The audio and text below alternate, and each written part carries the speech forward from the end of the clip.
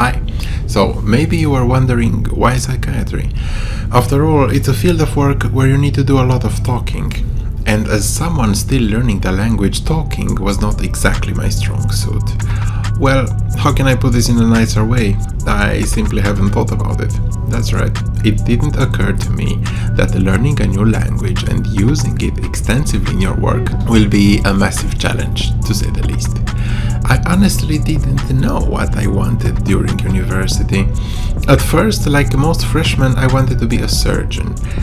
And that dream lasted all the way to the point where I landed in an operating room and saw the things I only imagined before.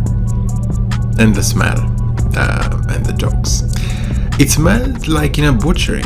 It smelled like meat, fresh meat, and blood.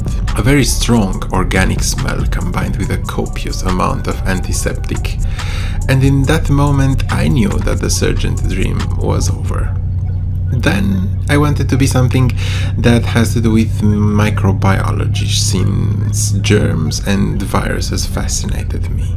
And after that, neurologist, and so on, all the way until that point in the last year of study when I first met a patient with schizophrenia. We were, I think, 6 or 7 students, the teacher and this guy. It was something about him I couldn't put my finger on, but it intrigued me. It was very, very unusual and interesting, new, unlike any other experience. This person had something wrong with him, but something we couldn't see or measure, but somehow we kinda know how to fix. And in that moment I knew what I want. I wanted to be a psychiatrist. So let's talk a bit about psychiatry. How I pictured it, how it was in university, and how it was in reality. During the study, I got a rough idea about what psychiatry is, or at least that's what I thought. And a few years later, I got to be a psychiatrist, do what I dreamed of. Well, it wasn't like the surgeon thing, but yeah, not very different. Because of my limited language skills, I couldn't understand all the nuances and their meanings, the metaphors, all the tiny details that are so helpful in this field of work.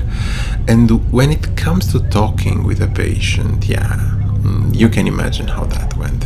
I mean, regular people were a bit skeptical when they heard a grammar mistake every 3 sentences. Well, there also were the patients who were so far gone that couldn't care less how I was talking, but that's another story for another time. All in all, that only was another reason to keep improving my language and my psychiatry skills. As always, I would love to see your questions, suggestions, or even better, your road trip stories in the comments.